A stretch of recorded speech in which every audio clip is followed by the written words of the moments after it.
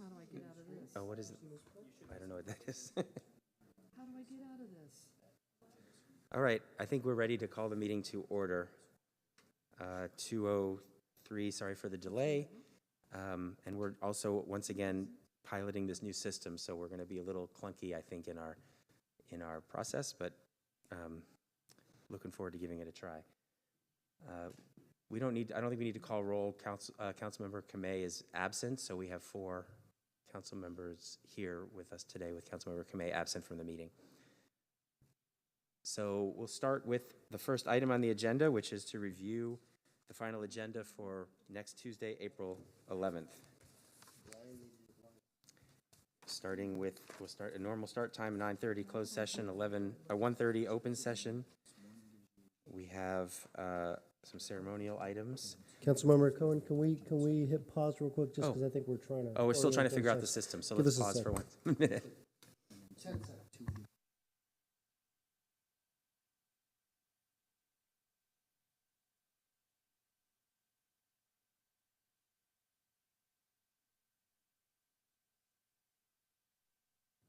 All right, everybody got the agenda on the screen, and we also have paper in front of us. So, but that's so we're at ceremonial items. We have 3 ceremonial items, and then consent, pages 6, 7, 8,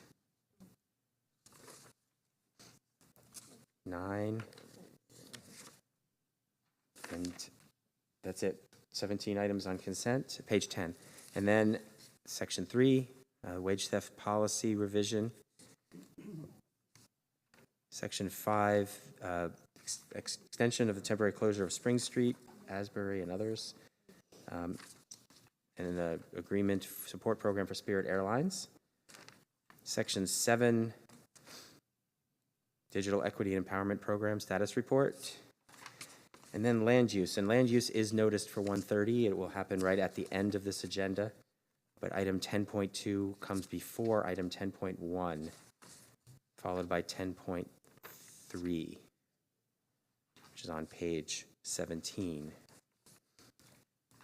And then at the end, we also have a joint City of San Jose City Council and Housing Authority meeting that will occur at the end of the regular council meeting.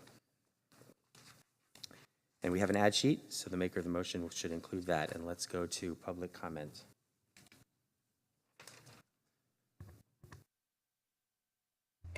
Blair? Hi, Blair Beekman here. Thanks for the meeting today. To speak to consent calendar item 2.10, actions related to the urban runoff pollution prevention program. I'm interested how this sort of program connects with the item we talked about yesterday, that there's a whole new set of federal funding dollars that is possible for the future of this program. And it is this same program that's also forcing people to be removed from homeless encampment areas along creeks in San Jose. So like what I said yesterday, a real good luck to the ideas of really good communication, and a reminder that San Diego has been massively very impressed with how you're offering that good communication process between local government and homeless people. It's been a model, and I hope you can really keep up those efforts. Good luck on storage issues and really finding places for people to live, and RV storage, RV safe parking encampment ideas, all the good stuff. Really try to practice that good stuff at this time. We're at a beginning new point. Let's hope we can do that. With 45 seconds remaining about wage theft issues, it's a bit of a compromise, but good luck how we can work on this issue. I hope that in the next few years we can really be coming on strong to redevelop good wage theft programs, that we have really good leaders who know how to talk about and work on these things. And it's with that said that with the recent SJPOA issues, I just hope we have good leadership at this time that can offer us good direction in how to talk about this issue. It's been really silent from your guys, from our elected officials. I need a bit of dialogue about what direction are we going to go in, how are we going to talk about this in our future. Thank you. Paul Soto.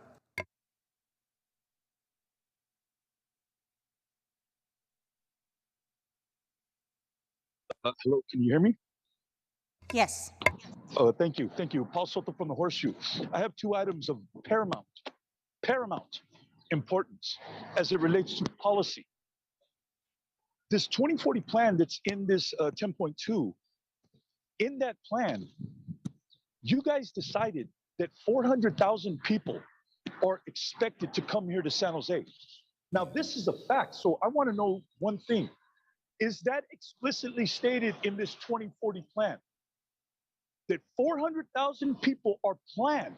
You guys are, so what this means is this, is you're creating a infrastructure and you're using present tax dollars of present resident taxpayers in order to accommodate people that aren't even here yet.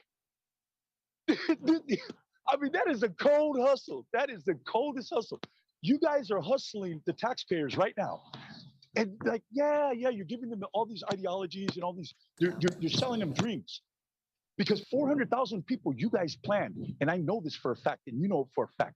Is it on the record? Is it on the record? Because that would be significant, because that would at least articulate policy motives. Why you're passing a particular policy. You're pushing on it because of that. Residents that aren't even here yet. And the residents that are here, the campesinos and the sons and daughters and grandsons and granddaughters of campesinos, you just live there, fend for yourself. We want these new people coming in. There's political, cultural, and social issues at stake. I suggest you start answering to the people instead of the people answering to you. Thank you. Back to the committee. Okay, thank you. Back to the committee. Any comments, questions, or motion? Move approval. Whoops, wrong. Wrong mic. That's okay. There's no mic. Move approval with the ad sheet. Second. All right, let's vote.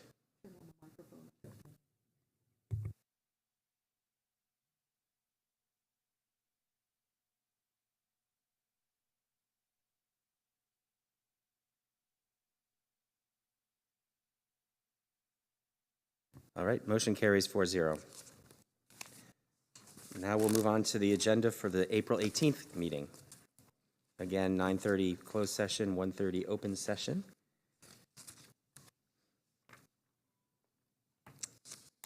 Consent starts on page 5, and only 9 items on consent through page 6. And page 7, section 3, graffiti abatement service RFP.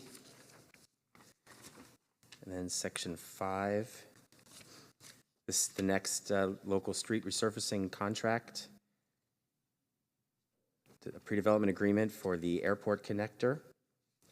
And then section 7, neighborhoods commission status, and an urban confluence update with action. And that's all for the agenda on the 18th. Go to public comment. Blair Beekman. Hi, Blair Beekman here. 2 items I wanted to talk about on this agenda today, on this agenda. One is the Neighborhood Commission status report. Just a thank you that the Neighborhood Commission is actually offering a status report, and that you're offering it at open agenda time. Neighborhood Commission needs it, and we all need it. I think it's good to see that we're trying with the Neighborhood Commission things. I gave suggestions yesterday of other recent commissions that have been doing really good work that the neighborhoods commissions can rely on to for better practices at this time. Good luck on those efforts. And to speak to the Urban Confluence Silicon Valley Breeds of Innovation project. I'm not sure, but is this the project that is trying to be scheduled for the Cesar Chavez Plaza? If it is that huge monstrosity of Northern European design and outlook, if I'm talking about the right item, I really don't think it's the right fit for the Cesar Chavez area plaza. It's my feeling that that area and like the San Jose marketplace area, I mean, those are kind of the original places where, the Spanish conquistadors first arrived in San Jose, settled. And to me, it's always kind of, even before then, I guess it's always been kind of a meeting place for tribes, for people. And for ourselves to turn it into this big Northern European monstrosity, I think defeats the purpose of what that area should be representing. And there's a real old tradition to that area that I just think this huge Northern European design just doesn't fit in well. And we need to question, maybe at the end of South First Street in the artisan area would be a better fit there. Thank you. Paul Soto.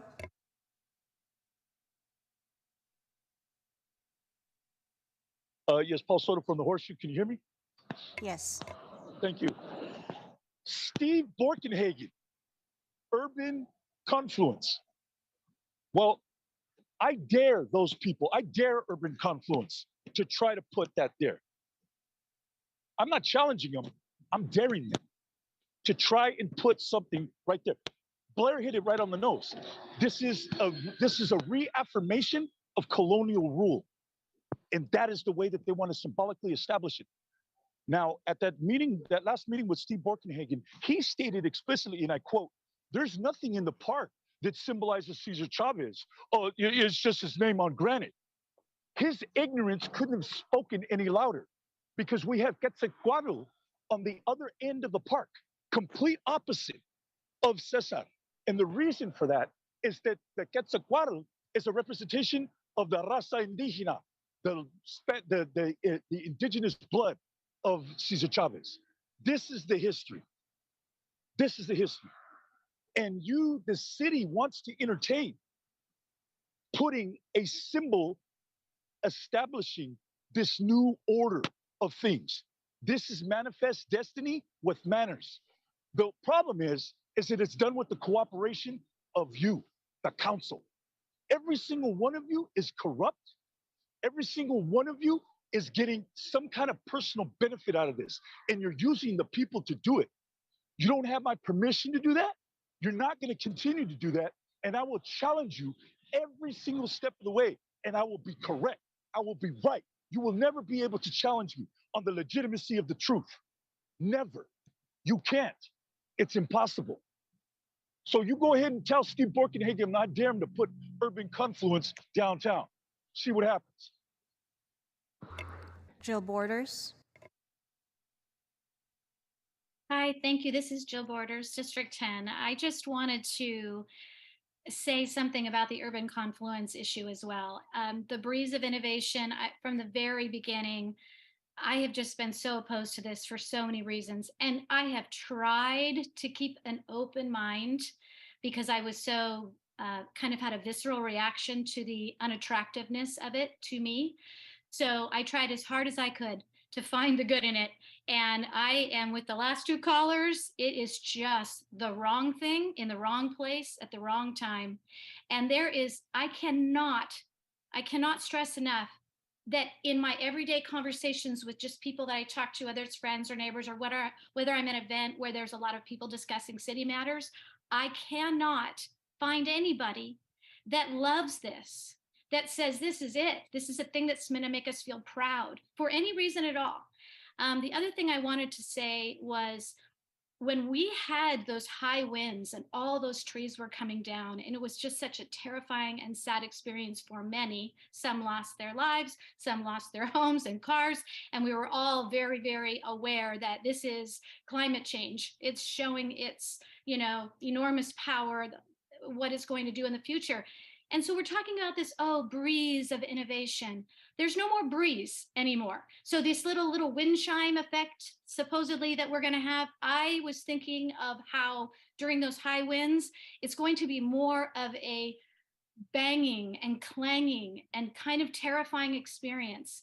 So please consider the weather as you think about installing something that is intended to make noise due to a breeze, and be thinking about climate change and how we're getting extremes now. So not a lot of breezes anymore. Something to think about. Thank you. Call in user 1.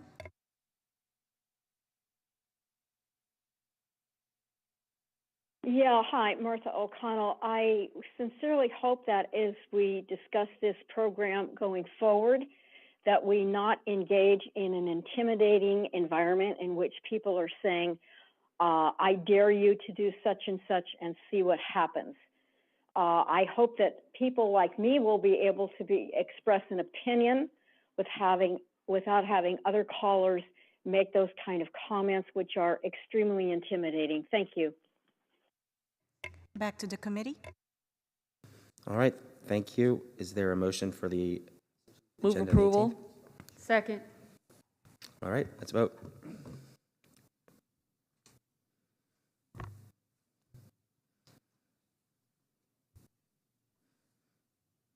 All right, motion carries 4-0. Now we're on to the consent calendar for today's rules meeting. There are 3 items on consent. We'll go to public comment first. Blair Beekman. Hi, Blair Beekman. There's on the public record 4 letters. One from Rebecca Sosa Hernandez, who speaks to the Alum Park area, Alum Rock Park itself, and wonders why it's still closed and when will it be reopening again. And I thought it was kind of an interesting, fairly well-written letter from the person, and I'm in agreement.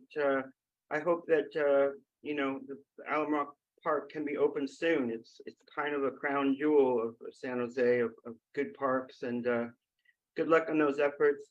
And a letter previous was from Senator Dave Cortese, who's a letter of support for Good Karma Bikes, which has, I think, been a really good staple in San Jose, really good business, you know, in San Jose.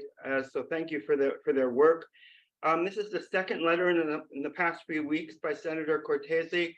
A week or 2 ago, he wrote a letter that Paul commented on very soberly, that I myself also did, that mentioning that there's break-in issues happening in the Little Saigon area that Senator Dave Cortese wants to support businesses around. And I just wanted to ask and make clear at this time, was he being fully honest in that what's going on in Little Saigon at this time? Or was he doing these things in support of more surveillance technology for the area? I mean, I think we've taken really good, important strides towards the concepts of law enforcement and how to address break-in issues in the past few years. Important, good strides. And I would hate to think that our really good senator is heightening or conflagrating the issue more at this time. I don't want to say that about him, but I think I need to make these statements at this time. Thank you. Angie Helstrup Alvarez. Hi, this is Angie Helstrup Alvarez. I'm the executive director of MACLA, a Latinx arts space in downtown San Jose, a D3 resident, and also a senior fellow in American Leadership Forum, active in the Cultural New Deal arts cohort. And I'm just speaking in regards to Councilmember Torres' memo about the Signia Hotel. I understand. We're not on that item now. We'll come back to that next. We're just on consent right now. Thank you. Paul Soto.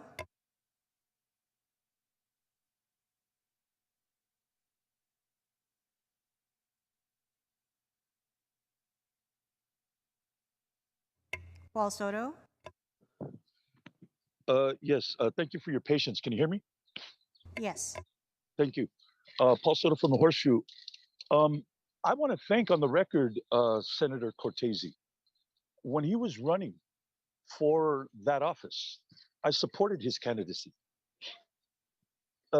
Senator Cortese was present when that mural that red line that runs through those 2 fists that bump right there at the Horseshoe, that's me. That reflects me, because I was the one that went into the designing of that. The wording was everybody else, but what the message is going to convey, that was me. And Senator Cortese graciously honored the Horseshoe with his presence, and that was going to be one of the stops that he made for his candidacy for senator, and he won. and I played a role in that. And so I want to thank him for continuing to be active here locally and submitting these letters. This is 2 letters within 3 weeks. Now, for a senator to submit 2 letters to the San Jose City Council, that means that he cares and he is concerned about the conditions in which his city and county of origin is being impacted by. And so as a citizen, I would like to thank him for that. And also to acknowledge, just for myself, because I know no one else will, so I'll do it for myself, that I had a small role in making sure that his legitimacy to do that could happen. Thank you. Back to the committee. All right. Entertain a motion. I look forward to being back in Allen Rock Park when it's safe, and we'll entertain a motion for consent calendar. Move approval. Second. All right, let's vote.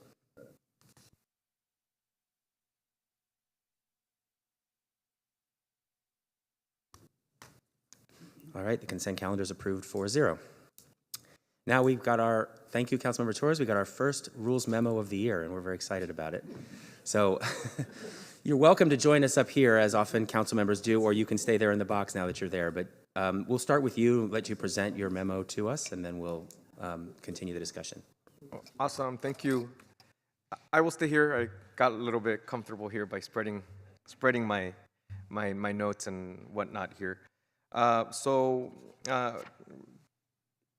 don't see it up, but I don't know if you want me to read it all off or you've already taken a look, and I see Councilmember Davis. Assume that we've read it, but go ahead and give a highlights. Okay, I'll just go into my talking points then. So one, thank you for allowing me to be here today.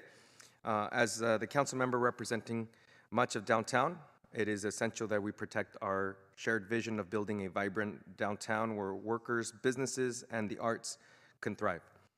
The Signia Hotel, formerly the Fairmont, has been a pillar of San Jose's convention and tourism business for decades, and the workplace of over 300 people, many who are Unite Here 19 members.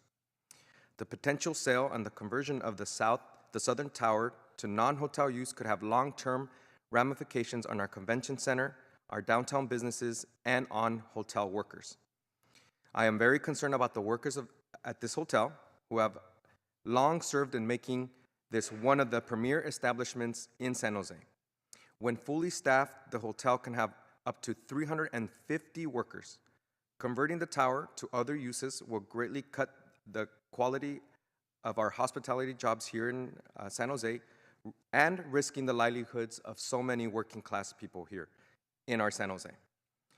Our downtown and our arts community rely on funds from the transient occupancy tax paid by hotels. We need to understand the loss of our TOT. We need to understand how the loss of our TOT will impact our ability to build a vibrant downtown which attracts visitors across our region. Finally, our convention business, which brings revenue to our small downtown businesses needs more hotels to be successful, not less. And just a while ago, workers from Unite Here 19 and our Hotel Signia delivered to our city council a petition. And so I just want to read off a few names and how long they have worked there. Hortensia Avalos, 15 years. Herminia Lopez, 18 years. Sergio Cortez, 20 years. Jose de Castro, 30 years. Jorge Zamudio, 35 years. Rodolfo Muñoz Ramirez, 32 years. Jose Luis Cardenas, 32 years. We have workers who have been there for 6 months, a year, 32 years, who have been making sure that our local economy is thriving. And I'm gonna leave you with 2 personal stories. As many of you know, we go to a bunch of Signia hotels, right, for nonprofits and Chamber of Commerce events and whatnot. And it is very heartbreaking to hear that after 3 years, some of these members who have been here for so long are barely getting back to work. Because we all know that we've been going through a pandemic, and so they're barely getting back to work, and and the look on their face of happiness is, for me, very touching and very important. But also, I loved walking to San Jose State when I was attending San Jose State. I lived right around the corner in the Washington neighborhood. And my route to San Jose State, I would love walking with our Unite Here 19 members walking to work. So many of our Unite Here 19 workers live, work, and play in our downtown San Jose and have created a wonderful, vibrant downtown San Jose and San Jose for everyone. So I urge my colleagues to support my memo. Thank you. Thank you. Before we go to public comment, let me just hear from Rob on the early consideration form. Thank you, Chair. Yes, on the early consideration form, we have most of it marked as green and a couple green with some conditions. The main consideration is timing and workload. So that's the description that you see in the early consideration form. 1A, C, 2A, and B. Green, we can absolutely do it. The time we asked for that is May. And then for recommendations 1B, 1D, and 2C, green, but they might require more resources and more time. So that's the early consideration form submitted. We also have Nancy Klein here to answer any questions that the committee might have. Okay, and we'll ask you questions, I think, after we hear public comment, but let's go to public comment. Thank you. So we have multiple commenters who wish to speak in person. Once I call your name, please make your way down to the end of the stairs by the podium and form a line. Once it is your turn to approach the podium, please announce your name before you begin your comment. So we'll start with Enrique Fernandez, Jeffrey Buchanan, and Samuel Rashid.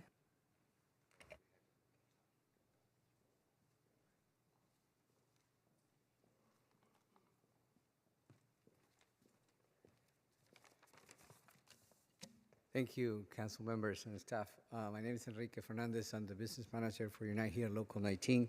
I'm also a board member of Team San Jose at the Convention Center and a resident of San Jose, my best title for about more than 40 years now. I want to thank council member Omar Torres, the South Bay Labor Council Working Partnership USA and the arts community for standing together in support of the request that's coming onto you and the revision of what that property will look like in the future. As a Team San Jose board member, I know that this is not what we need for our convention center and our downtown. To have a thriving convention business, we know we need more hotel rooms, not less. This will be a setback for our convention center's ability to book large convention and bring transients to also bring the tax base that we need for our general fund.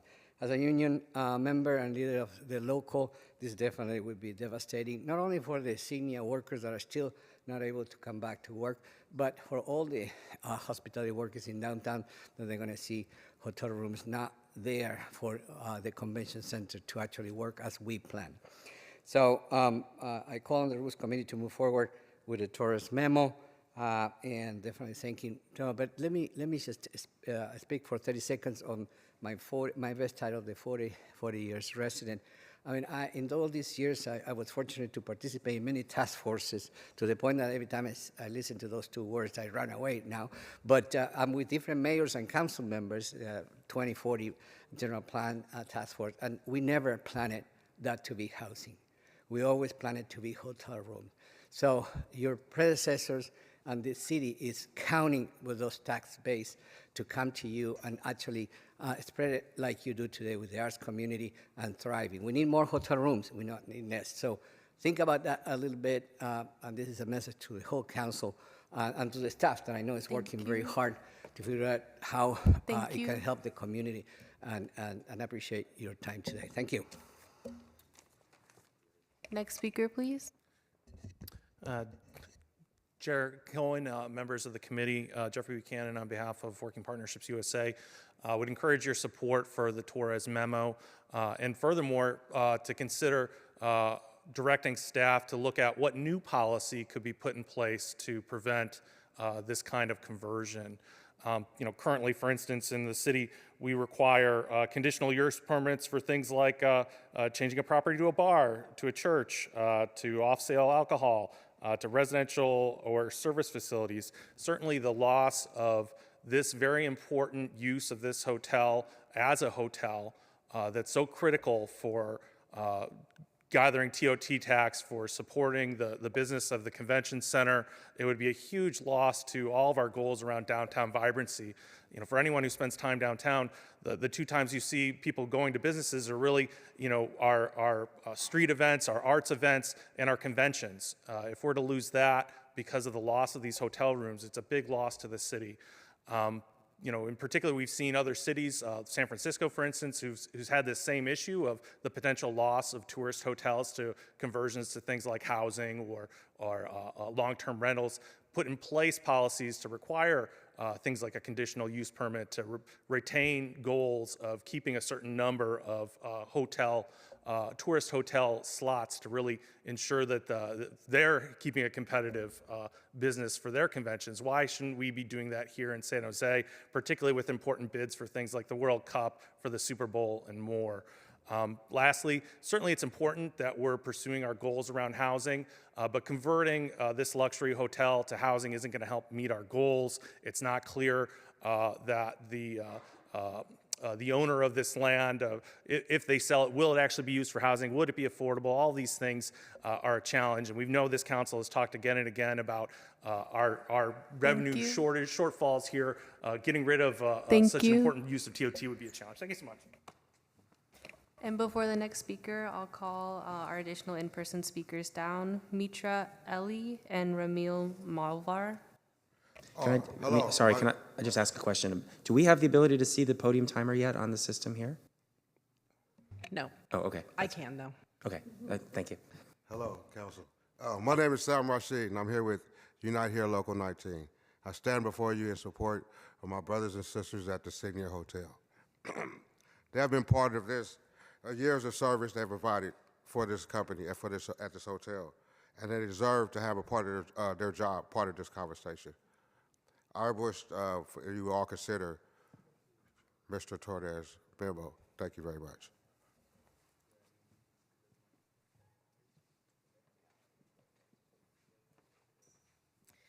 Hello, good afternoon. My name is Mitra Eli. I'm the Unite Here representative for the workers at Signia Hotel. A lot of them, unfortunately, still have not come back to work yet. I personally myself used to be a hotel worker, so I know what they're going through. Members of this hotel are scared of losing their livelihoods. Please don't put a real estate deal above the people who make our downtown a vibrant and convention destination. We support the Torres memo. Please do everything in your power to protect our hospitality jobs. Thank you for your time. And Ramil had to leave for his shift at Signia, so Sarah's going to read his statement for him.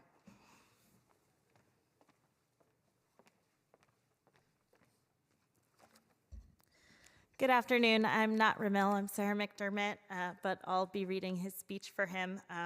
Never stand in the way of a hospitality worker who has to get to their shift. They will be on time.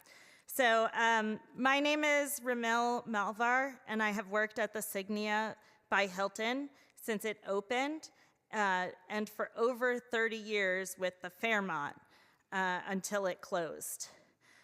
I am a single parent, and I rely on the health care from Signia to provide for my children. I don't think the sale of the tower will benefit any party involved. We, the workers at the Fairmont, have spent most of our adult lives serving visitors of our city that arrive for business and for pleasure.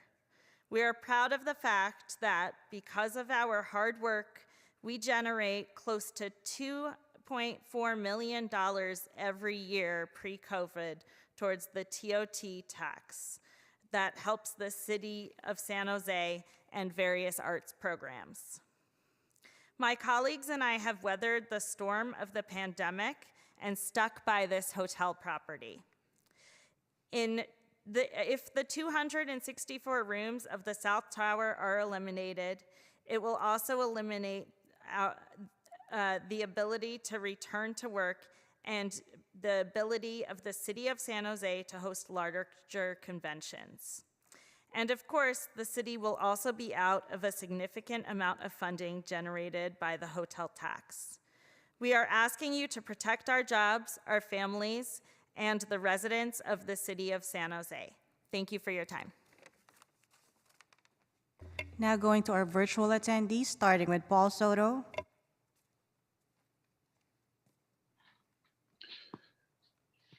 Yes, can you hear me? Yes. Thank you. Paul Soto from the Horseshoe. First of all, I want to give my saludos to los trabajadores. Look at how many years, the loyalty, the commitment, the work ethic, and the complete acceptance of responsibility and their duty. And then these developers come and they look at everything and they don't care. These are not moral, they don't work within a moral or ethical universe. So we need to get that established first, because what we're talking about is a work ethic. So these people, these developers, J. Paul, Eric Hayden, Gary Dillabo, they do not care. They do not care. And I don't blame them for it, because they're not supposed to care. We think that because of someone has wealth, that necessarily affords them character, virtue, morality, and ethics, and that's why they got where they're at. No, you know how a billionaire got where he was at? By literally stepping on other human beings and having absolutely no guilt or shame or respect. That's why he gets the billions, is because he's ruthless and that he could do that to the people. Now, I'm very concerned about Councilman Torres, because if this goes through and your people are sacrificed in order to make it happen, and yet you're on the downtown association, it's going to look like you were the one that facilitated it, but ostensibly look like you were fighting against it, because you're on that board as well.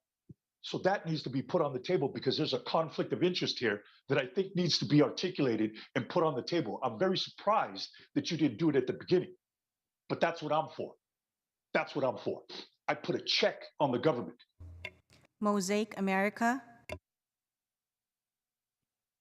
Hello, thank you so much. Thank you for the opportunity to address the council. And my name is Usha Srinivasan, and I am the president and co-founder of Mosaic America, a nonprofit arts organization that does a significant amount of programming, cultural programming in downtown San Jose. Our office is located in D3 as well.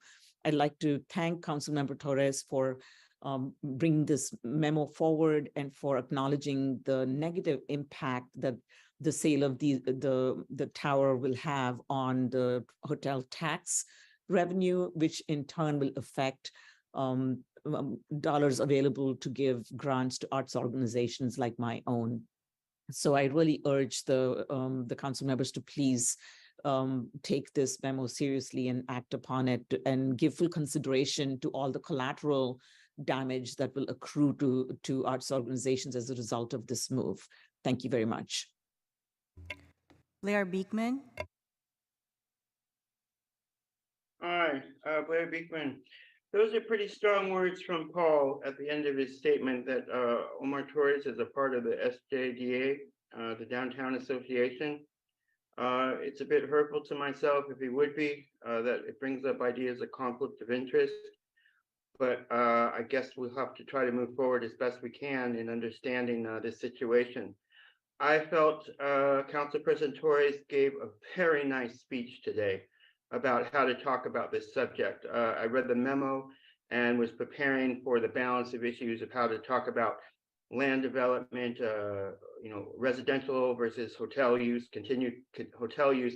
But he made it a question of people who work at the hotel and whose lives will be affected, and people from the downtown area who live in the Washington area of downtown per se, and who travel to their jobs there and live and work in downtown. I personally feel downtown San Jose has just been gutted in the past 10, 15 years. It's been a real shame what it's become. And I don't want to wait till 2035 or 45 for Google to move in, for it to to re-blossom in what we want to build it as a good middle ground for all types of persons to live in the future. Can we start that work now? Can Councilperson Torres talk to, say, the Hispanic Chamber of Commerce, who I think could have some really good, invigorating ideas, how to talk about development ideas now for the downtown area? You know, good, quick stop measures, not quick stop, but stopgap measures that can really help things at this time and offers a bit of invigoration to the process as we try to deliberate what to do about the future of this hotel project. Good luck in their input to this situation. Thank you. MACLA. Hello, my name is Eda Benitez. I am the Finance and Operations Manager at MACLA. We are a Latinx Arts Center here in downtown San Jose. Thank you for the opportunity to speak for the committee. MACLA supports Councilmember Torres's memo about the Signia Hotel. As an arts organization, we are concerned about the loss of transient occupancy tax funds as they are a revenue source for us. Again, thanks for your time. Brandon Rawson. Good afternoon. Thank you, Council, for hearing our comments. My name is Brendan Rawson. I'm Executive Director for San Jose Jazz. I wanted to speak in support of Councilmember Torres's memo. I think an analysis, a fiscal and economic impact analysis of this potential sale is really important for City of San Jose to understand clearly. A couple of things I wanted to call to your attention, just as reminders. For one, the City of San Jose, about 20 years ago, spent $8.6 million to move the Montgomery Hotel down the block to accommodate the construction of this South Tower of what's now Signia, all based around an economic development strategy, supporting the convention center, supporting visitorship. We have a definite economic vested interest in this property as a hotel. To the other callers' comments about that there are strategies. Every summer, every August, we fill 3,500 hotel room nights in downtown San Jose with our festival. There are strategies that the city can and should be undertaking to support and bring back visitorship. I think it's very short-sighted to see a sale like this move forward without understanding the economic impacts. And just a quick back of the envelope looking at this, it's 264 rooms there. So, 365 nights a year, that's 96,360 room nights.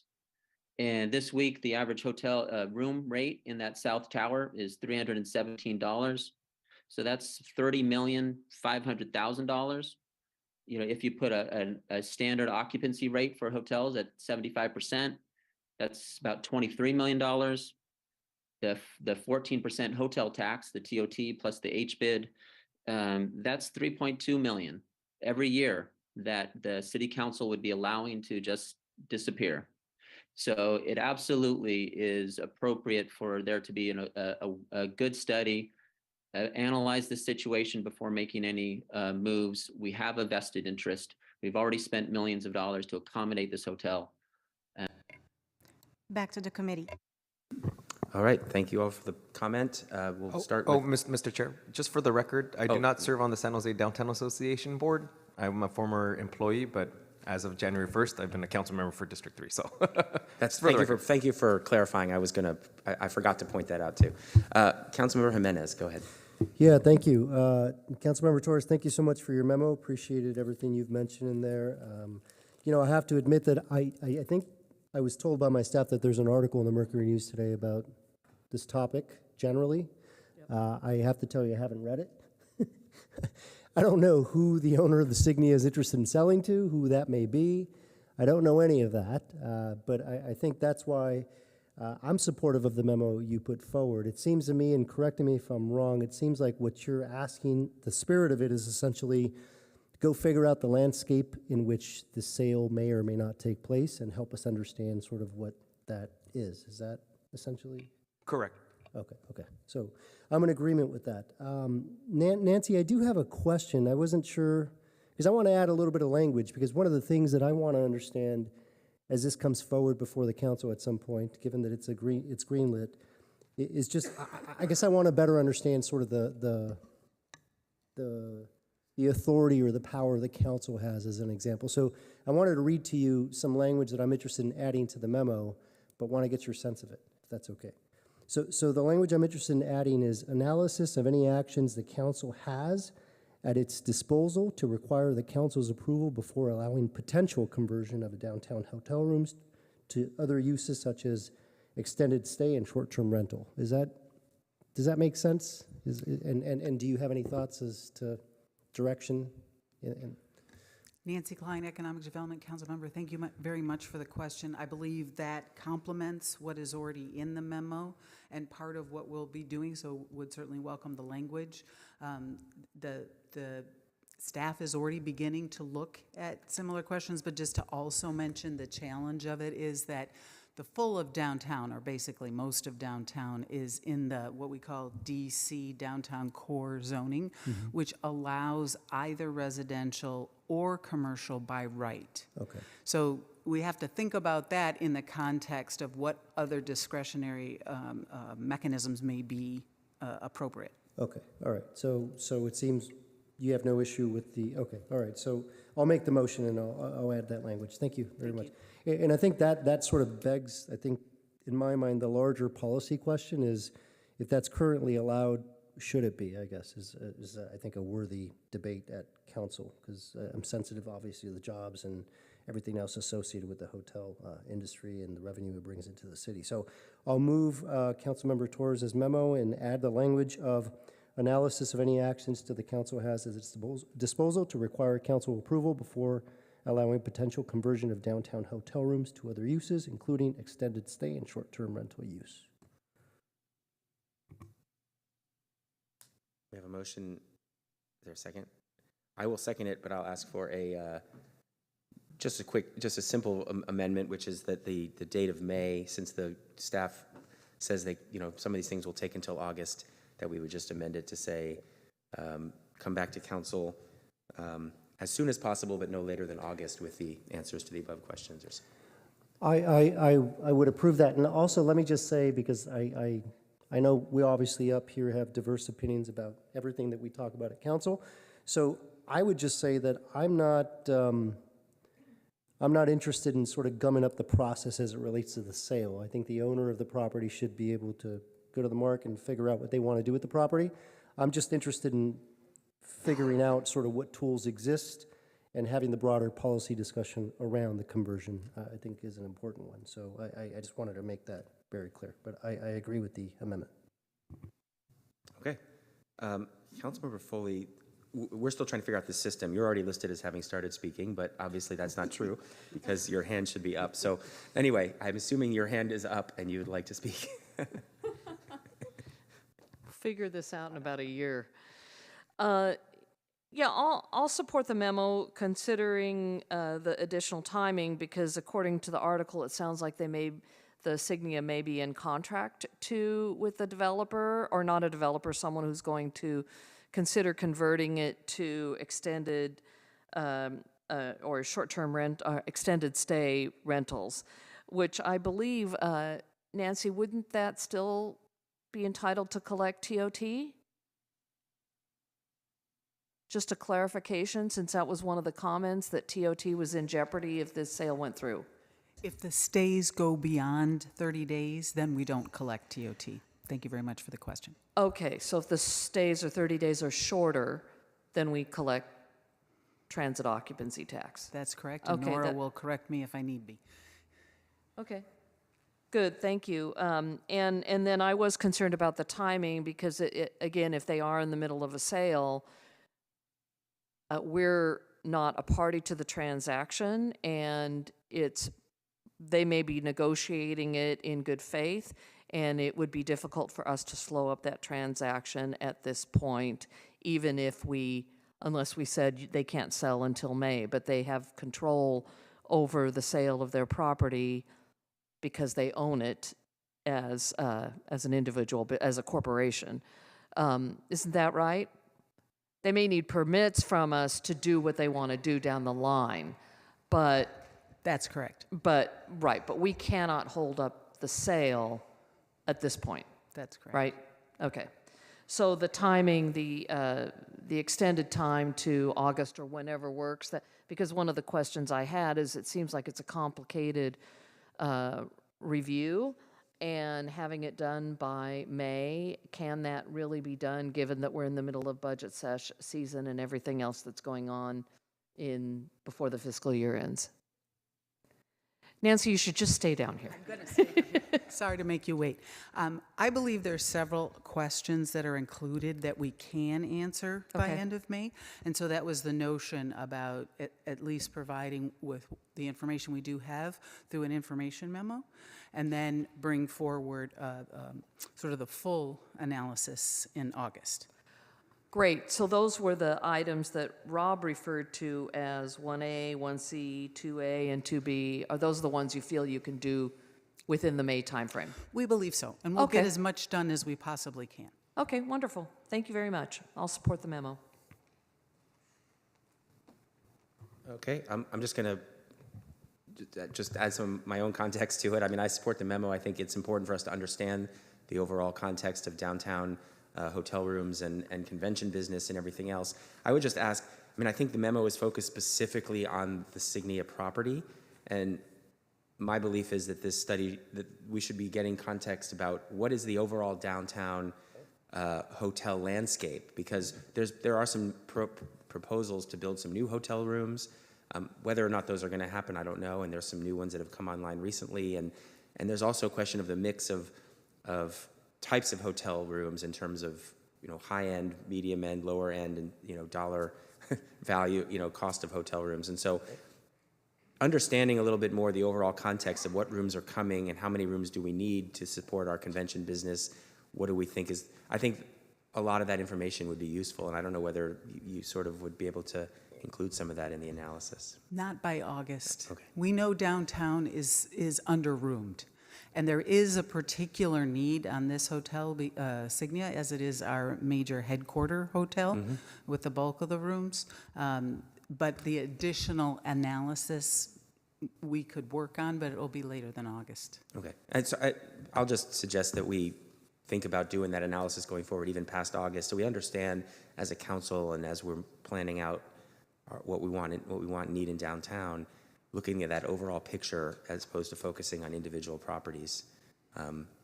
In terms of what mix do we think going forward is the right mix of types of hotel rooms and what's coming and how much do we have? And I understand what you're saying. We're under-roomed as it is, but you know, just getting that information to us so that we understand it better, I think would be helpful. And if I may, Councilmember, the chair, the analysis is a little murky because we're not quite sure what the back to work and the reestablishment of the convention business proper. So it's going to take a little bit for that to shake out to really determine room need, et cetera. And I guess the question about under-roomed is subjective at this point because we have a vision of what we'd like downtown to have and what convention business we want and how we attract convention business. But there's the reality of what business we actually are going to get and how many rooms we need for that. On the flip side, we need a certain number of rooms to attract the convention business we want to attract. So it's sort of a chicken and egg question, right? That is true. Yeah. Okay. Thank you. Are there any other? And sorry, Councilmember Garn or Mr. go Chair. For those who do not sit on CED, Team San Jose just did a presentation at last week's CED regarding hotels and hotel rooms or lack of hotel rooms. And so I would love for all of you to take a look at that. I'll go back and watch that video. Thank you. Councilmember Jimenez. I would just say, I know Councilmember Davis knows this, and actually most people should know this if they don't know, but the World Cup is coming to the Bay Area in 2026. I suspect we're going to need rooms somewhere. And so those are the type of events that not Team San Jose, but San Jose Sports Authority is continuously trying to provide. And so oftentimes some of those big events are tied to the amount of hotel rooms that we have available for people to stay in. So just wanted to put that in. Thank you. Yeah, thank you for that additional context. All right, any other comments before we vote? Okay, let's vote.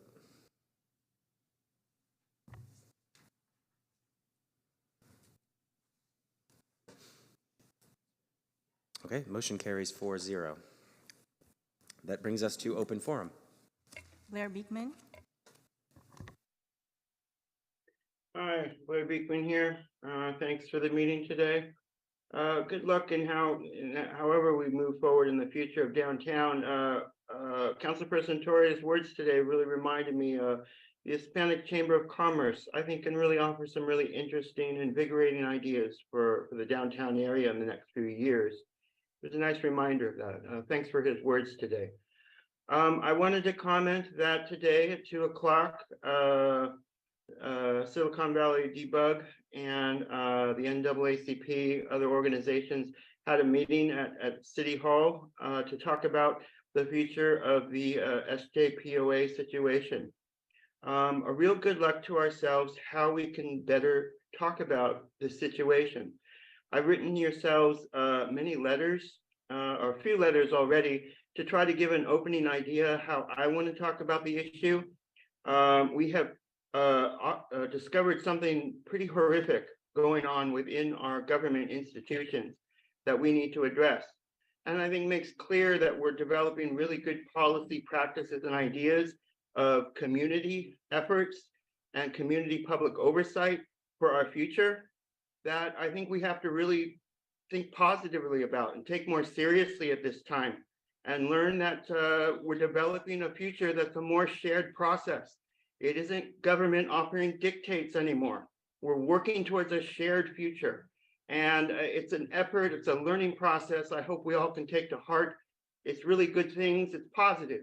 And good luck how we can learn such things. We're gonna go through a lot in the next few months, and we can make it positive. If we can make it a good learning experience and really ask, our institutions to stop what they're doing. What have they done to our local neighborhoods? Can we stop fentanyl use overall, possibly at this time, in some ways? Good luck. Thank you. Paul Soto. Paul Soto from the Horseshoe. My father, stationed in Germany. My brother, Fort Benning, New Jersey. Both men put a gun and a uniform, and they stood their post. Why did they do that? To protect my constitutional right to express myself within the context of these meetings. I resent the fact that any member of the community would make those calls and call up in here and suggest that I would resort to something as idiotic as violence. That was the suggestion that she was making. Because I don't have to. Because I removed the felon statute with words, with research. The power that is in research, the power that is in a campesino, a son of a campesino that is tied to that legacy. Also, the Mission San Diego. We have the border in San Diego. You ever ask yourself why? You know why we have the border in San Diego? Because of the deal that Peter Burnett made with the Jesuits. To establish the Jesuit legitimacy, they told Burnett, hey, make the border here because it locks in the Mission San Diego, the first one. I have birth records that trace my legacy to Mission San Diego de Alcala in 1769 when it was established. That's who I am, the Dueño Cumie. So this, I don't have to resort to anything like that. In this city, you guys need to keep these cops after me. I don't appreciate going and checking in at probation and these cops standing outside the door listening to the conversation, and I'm being set up because they want to see what I'm going to say. Because one of your employees made a false police report. That police report is false. Why are you insisting on making sure that I get locked up? What is it about you people? What is it, man? You want me locked up in a freaking cage. That's where you want me. What does that make you? Jill Borders. Hi, thank you. This is Jill Borders. I just wanted to make a quick comment about the fish market that is now no longer officially, it's been bulldozed down, and the affordable housing complex, I'm assuming, is what is going to be built. Can you hear me? Yes. Okay. I didn't see the timer, so I want to make sure I wasn't frozen. And I just wanted to let you know that on Nextdoor, I was reading a lot of comments about this area, and so many people were saying, what happened to the fish market? What's going to be built there? What's going on? And there was a lot of conversation. And so it just brings to mind once again how how few people know about what's going on until it's right on top of us. And so I did, and I attended the meetings, but I did miss the first meeting. I don't know how that happened.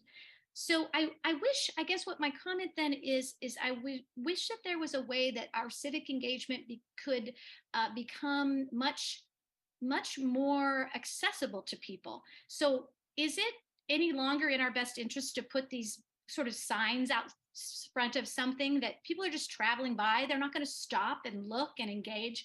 So I feel like we need to have more avenues where there is information about what's happening in your neighborhood or in one's neighborhood, so that people are not at the last minute, a year later, 2 years later, saying, what's going on? It was just kind of sad and shocking that not that many people knew what was going on. And then it starts all these rumors about what's going to happen all along Blossom Hill Road. So rather than having a process where we're engaged, we get rumor mills and conversations about all these with all this negativity. So I don't know. I guess if we could think about how we could post this in many different locations, have a little bit more involvement and engagement in letting people know what's going on, so there isn't a lot of shock and awe when it happens. Thanks. Call-in user 1.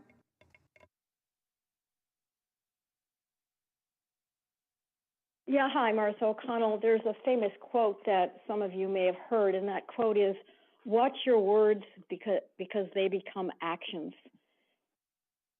Survivors of domestic violence and other forms of violence, particularly women, are very sensitive to language that is aggressive, because all too frequently, angry and aggressive language becomes angry and aggressive violence toward women.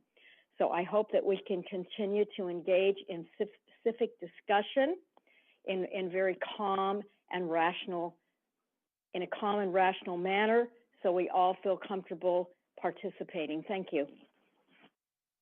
Back to the committee. Thanks for joining us, Councilmember Kamei. We are adjourned.